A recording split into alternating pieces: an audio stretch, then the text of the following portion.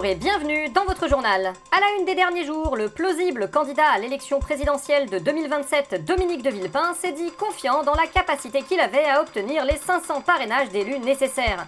Affirmant avoir déjà récolté 3, oui je vais peut-être signer monsieur de Villepin, maintenant lâchez ma veste. Guerre en Iran, en l'absence d'une réponse officielle des autorités iraniennes, le président des États-Unis Donald Trump a repoussé son ultimatum pour la 28e fois, assurant que ses menaces demeuraient crédibles. Élection municipale de 2026. Pour le scrutin, on a recensé au moins 12 maires, élus voire réélus, malgré le fait qu'ils ont été mis en cause ou condamnés dans des affaires de violences sexistes et sexuelles, incluant des violences sur conjoints et des viols avec plusieurs victimes. Jean-Michel, vous êtes électeur dans l'une de ces villes, pouvez-vous nous expliquer comment il est possible que votre maire ait été reconduit à son poste? Bah au moins avec lui les trottoirs ils sont propres, donc il peut bien violer une ou deux adjointes tous les 6 ans pour ça. Ah oui quand même, vous n'en avez rien à faire à ce point des violences sexistes et sexuelles. Bah non, moi je suis pas concerné, je suis bien sous tout rapport, donc je vois pas pourquoi j'en aurais quelque chose à faire. Tant que les violeurs sont français, moi vous savez... Oui, donc le fait que ces violences soient systémiques dans la société française, vous, ça vous en touche une sans faire bouger l'autre. Bah j'ai pas compris le mot d'avant, mais je suis d'accord avec la fin de la phrase. Nous de toute façon, on vote pour un maire qui nous ressemble. À qui le dites-vous?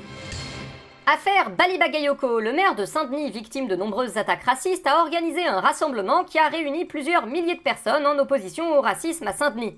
Le maire insoumis est désormais ultra connu, ultra médiatisé et ultra populaire au niveau national, au point que certains lui prêtent désormais même un futur à l'Élysée. Pascal Praud, juste pour savoir, c'est moi ou le piège que vous avez tendu s'est complètement refermé sur vous? Et merde! France Insoumise, toujours, le président du parti d'extrême droite, oui c'est ça, du parti d'extrême droite Les Républicains, a annoncé la mise en place d'un observatoire de la France Insoumise aux élections municipales afin de prouver qu'ils sont méchants, j'imagine.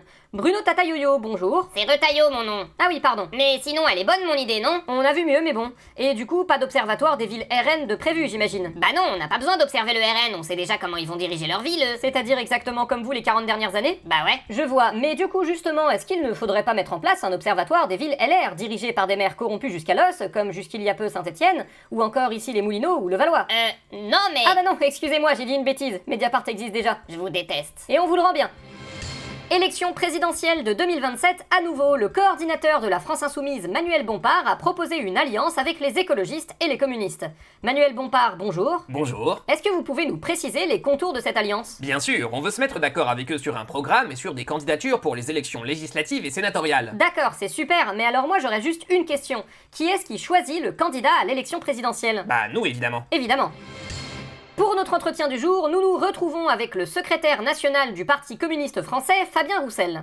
Fabien Roussel, bonjour. Bonjour. Fabien Roussel, votre courant, largement majoritaire au PCF, a voté récemment en faveur d'une candidature communiste indépendante pour la prochaine élection présidentielle. C'est bien ça? Tout à fait, nous considérons que seule une candidature indépendante du Parti communiste peut réveiller l'espoir du peuple de gauche et permettre une victoire de cette dernière contre l'extrême droite. Vous êtes encore bourré ou quoi? Mais pas du tout, je suis parfaitement sobre. Ah, parce que vous êtes sérieux là du coup? Mais oui. Eh ben, et donc du coup là vous allez vous lancer tout seul? Exactement, et je vais faire un super score, vous allez voir. Non? Mais si, puisque je vous le dis.